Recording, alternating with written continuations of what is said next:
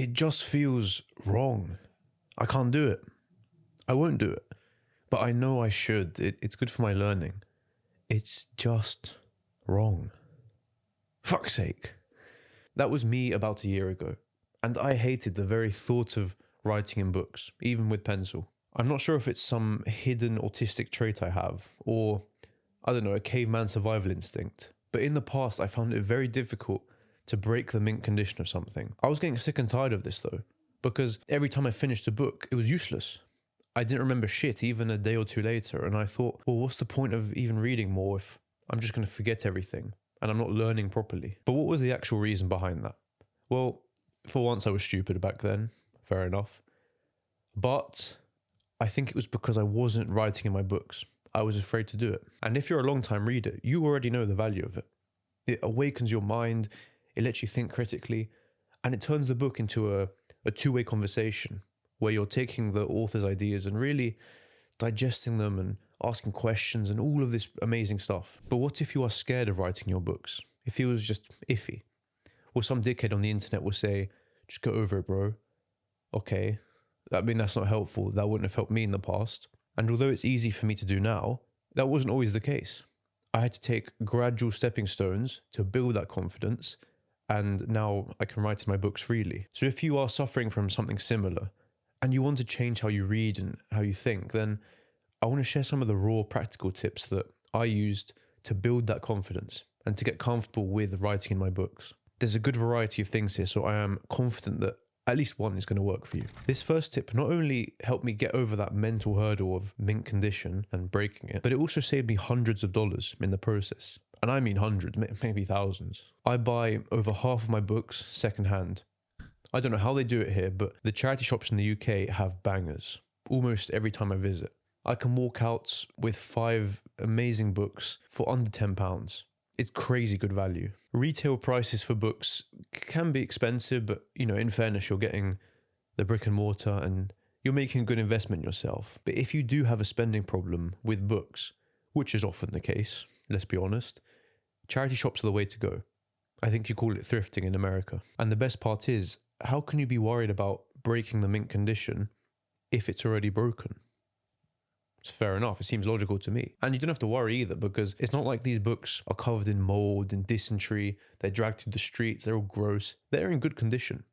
And for what you're paying, it's totally worth it. Because some of these books are a little bit, worn around the edges, a bit old. It somehow makes it mentally easier for me to add my own markings to the book. It just helps me get over that hurdle. I'll admit it's a bit of a niche problem, but if the idea of mint condition annoys you as well, could be the move. I am sorry because I don't own this next item, but it is a great way to take notes inside your book, and I mean inside, without destroying the pages.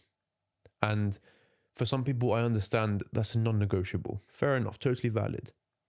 It's not a problem if you have transparent post-it notes. I could be just adequate and recommend post-it notes, but then you'll say, yeah, I know. I'm not a medieval serf. I know post-it notes exist. But did you know transparent post-it notes exist? Because I didn't. This means you can put your notes inside the pages without staining them. And the best part is, you don't have to do that annoying process of looking under all the post-it notes to see what you're hiding, because they're transparent.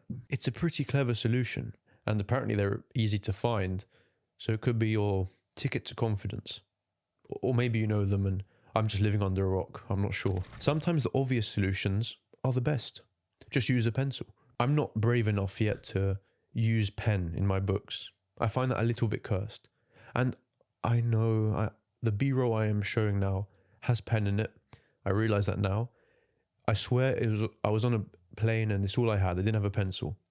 But if you want to use pen, use pen. It's a little bit cursed, but power to you. And if anything, I respect it. That's brave. I fear the man or woman who can do that. But the fact that pencil is erasable gave me a sense of relief early on, because I knew that if I made a mistake, if I was messy, I could just start again from a clean slate. But let's be honest, I didn't actually rub out anything ever. I was too lazy for that. But look, it's placebo. It gave me the confidence to start, and that was the important thing. And that ties in nicely to this next point. Maybe your notes are ugly, and you think that kind of spoils the look of the page. And again, I understand you, because my handwriting it is kind of gross. So what if instead of giving up for that reason, you actually span it on its head and made sure that your notes added something to the page visually? Aesthetics do matter. I remember back in school, I used to kind of be dismissive of when people made their notes look really pretty. It was mainly the girls who did this. You might remember something similar, but they would always be really neat, use elaborate drawings, highlighters, colors, all to make their notes just pop a little bit more. And I was like, come on now, that's a piss take to avoid the real work. And to be fair, that's not totally wrong. But nowadays I think, well, maybe they were just trying to make it look nice because it gave them energy. It motivated them to study more. And how can I bash it then? Sometimes the surface level attraction is what keeps us coming back for more and what keeps us learning in the long run. My notes are still very rough and I don't mind that. But maybe you're someone who values the aesthetics more and you want your notes to be almost like a piece of artwork, or at least visually attractive to look at. If you're scared to write in your books because you're afraid it might be ugly, then I'd recommend you keep a sharpener close, you use a good pencil, use a good rubber, throw in some colors, throw in some stamps, whatever you want.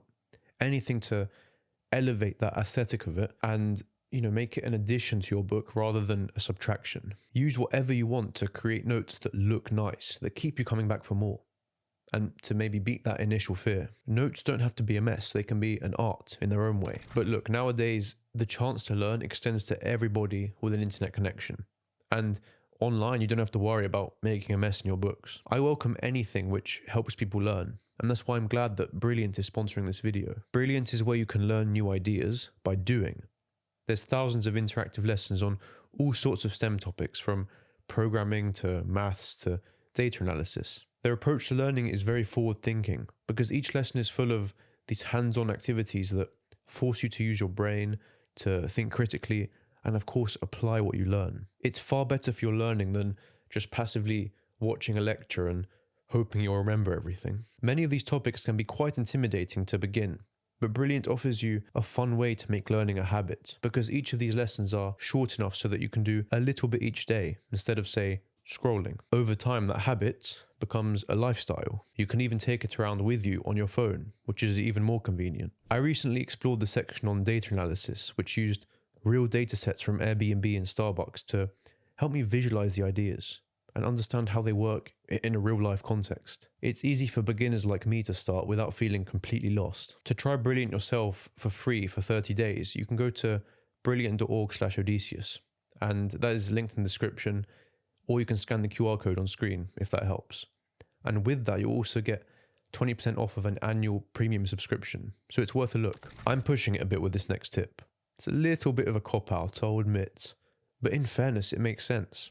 If you don't want to write inside your books, but you still want to write, just get a separate notebook. By that, I mean you can dedicate a notebook or a section inside that notebook to all of your thoughts and ideas about the actual book you're reading. You can use it to rephrase the key points, to collect all the big takeaways, to ask questions, make reflections, all of these different things.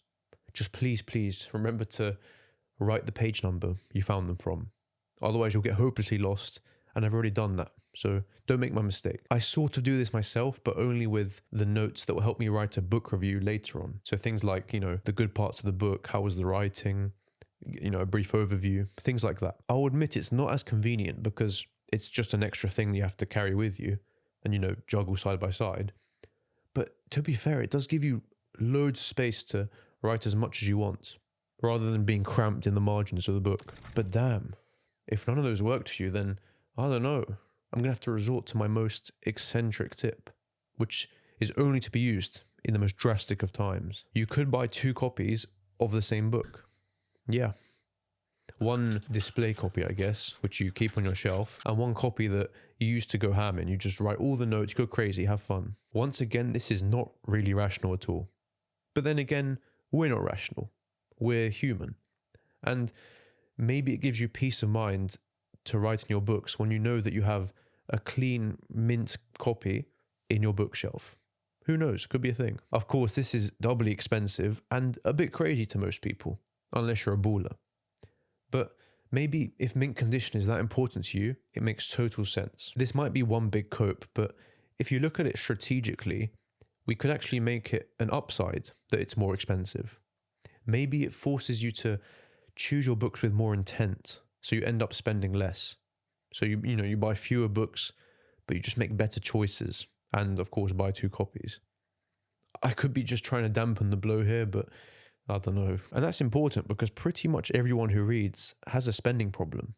You know how it is. You buy 10 books, read 1, buy 10 books, and it just kind of multiplies to infinity. I only ever do this myself if I want the hardcover version of a book I already have, which, fair enough, makes sense. So those are all of the small tips I could think of which helped me get that confidence to write my books.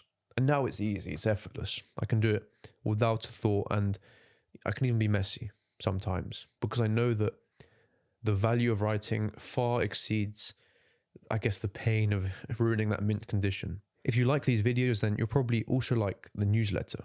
I'll link it down below. It's completely free. And we talk about some of the same topics, but also some fresh, different ones. I send them probably at this rate twice a month. It's not spammy at all. I focus on quality, not quantity, I hope. And yeah, I'll see you there if you're interested. I'd also love to know your experience with this. Maybe it's a problem just for me. I don't know. Like, is this something that's you faced? Is this something you had to overcome? And have you overcome it? And maybe there's some extra tips you can share with people to help them. Because that's always the case with these comments. There's always people helping each other out, giving each other advice. It's really wholesome to see. So do, share anything. And of course, thank you so much for watching.